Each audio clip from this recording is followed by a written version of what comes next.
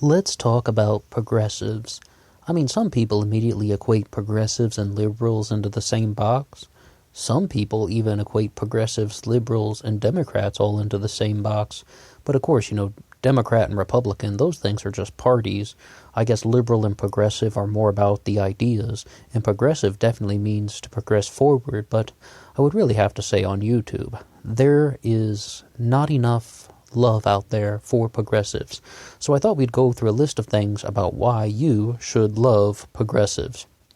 Number one, progressives are the only people who are sort of trying to recognize a love for all humanity. They're the only ones who are recognizing that all human beings belong on the planet Earth, not the Republicans, not the far-out Christian extremists, not the radical Islamic terrorists, and also not the racists of, all walks of life. I mean, racism is not only black versus white like a lot of people portray it as. It can be, and just any race that has, prejudice and using power to inflict that on another person. The only people in the entire world that are trying to stop this are the progressives. So that's the first reason why we should love them. The second reason is religious freedom. What? Progressives are about religious freedom? They're the only ones who acknowledge that there is a spirit of the earth, and there is a spirit of the earth that needs to be protected and honored and treasured and valued. These make up the tenets of what is known as Gaianism, or just sort of earth love in general. And the only ones who are talking about this are the progressives, and coming at this from sort of, a level of progressive understanding once we recognize that many of the religions in the world, including Christianity, Judaism, Islam, and Hinduism, as well as secularism, are all leading toward this message of earth love, as well as some other attributes. I mean, let's face it, the earth isn't the only thing there, but it's this message of earth love and protecting and honor the earth and the removal of destruction that is propelling progressivism forward. And most progressives acknowledge that. Progressives are all about the environment and ecology and developing eco-friendly policies. And it is the Republicans that are the ones who want to do all the things like offshore drilling. And that's bad.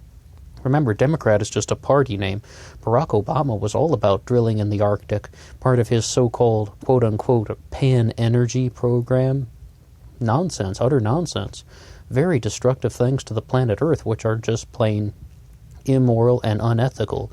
And the only ones pushing those ideas are the progressives. So that's number two. Number three, love of women. A lot of things out there are really criticizing feminism because, we have to remember that feminism comes in different waves. But what we can say is that the progressives have more love for women than any other, political movement in America. It's just like we have to recognize that men and women are equal before the law. Men and women should have an equal vote.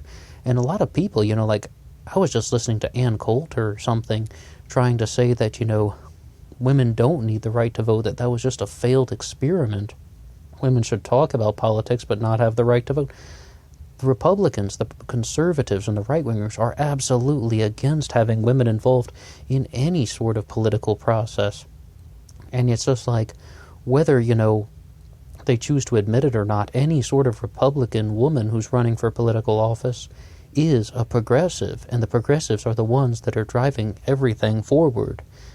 Number 4 on this list is sort of a combination of things. When we have women plus the sort of eco-awareness, we can combine that into what is known as ecofeminism. Ecofeminism is something that is exclusively progressive. Only the progressives out there are endorsing things such as ecofeminism, which kind of promotes that feminine qualities are more responsive to the earth. They are more suitable for protecting and honoring the earth. The first thing, though, that we have to recognize is that ecofeminists are useful. They are helping further the agenda of the progressives to create a more perfect union and to create a more peaceful world. But that's just what we need to recognize them as. We need to love them for their use, but we also need to challenge them when challenge is necessary. Because the biggest thing that we can say about that is the earth has no gender. There is no earth mother goddess. We can talk about things like Gaiaism and say things like Mother Earth, Father, Son. Those are purely metaphorical. In reality, The earth has no gender. Nature has no gender because there's only one nature, there's only one earth, there's only one sun, there's only one universe, one cosmos. So all of these things are gender neutral. All of these things are not associated with any particular gender. So we have to recognize that ecofeminists love the earth, and anyone who loves the earth should be recognized as useful and welcomed into the progressive movement, because it all achieves the same end goal.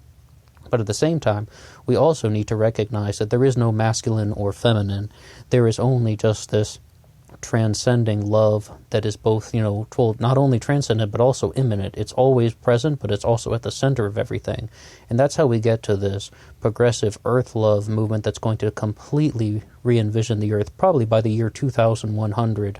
Open spiritual earth love and, just protecting and honoring life that is all around us, because we're also going to colonize Mars and the moon and have space stations.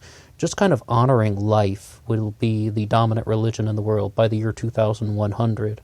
I mean, we could just call it a love of life or something like that. And, it's very, very spiritual. It is not reserved to any sort of just, exchanges of matter and energy. No, absolutely not, because there is this love that cannot be created by any human. It just kind of exists, and the progressives are the only ones who are acknowledging it. Everyone else is trying to say on the one hand that they are about religious freedom, but then once again, on the other hand, they're trying to get rid of all of our natural preserves for things like big oil, and they're also trying to just cut down the entire forest in North Carolina so they can build an airfield, not to mention completely shredding the forest of the Pacific Northwest for logging, which is utterly ridiculous. This is one of the reasons why people just need to recognize that if human beings are going to continue to live on the earth, things like houses, cars, all of these things, even roads, they just need to disappear, and we need to revert back to farm-to-table living. And you don't really think of it as reverting backward. I need to be more careful with my words. Let's think of it as coming full circle. Because, everything in life is circular, like nature and the cycles of the seasons and so on. That's all circular. So at one time we lived with the semi-domestication of plants. Well, that's the way that we need to move back to, and just, first go to farm-to-table living, and eventually we're going to go to semi-domesticated table to living, where people are just not even going to have to use agriculture. They can just, semi-domesticate the plants that are growing in an almost halfway wild area, and then we're just going to be living in this world that is not going to be destructive to anything.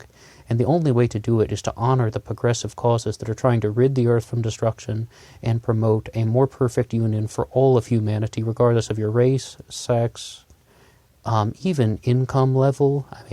Get rid of all that and let's just move full circle to farm-to-table living. The next thing, though, is very important on that. If we're going to talk about equality, it is only the progressives that are talking about, just sort of ignoring gender neutral, gender fluid. All of these things are coming from a progressive angle. And, a lot has been introduced into the world. Maybe you remember Canada's famous Bill C-16 and the Ontario Human Rights Commission. Well, let's look at that. It's a very progressive thing. But if we apply that to all of America, which is, it's really being discussed very frequently in places like California, for a good reason, we love California. There are some things there that are very important in that.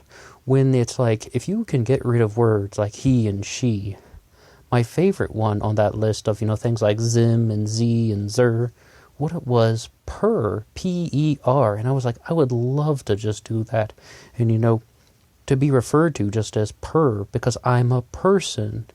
But the biggest thing about this one is that it doesn't change from the accusative to the nominative and all that, or the objective, rather. It's like, instead of saying, I'm going to the store with him, you say, I'm going to the store with Per. But you would say, he is going to the store in English. And this way, you would say, Per is going to the store, P-E-R. It never changes. I'm just a person, and that will never change. That is so beautiful.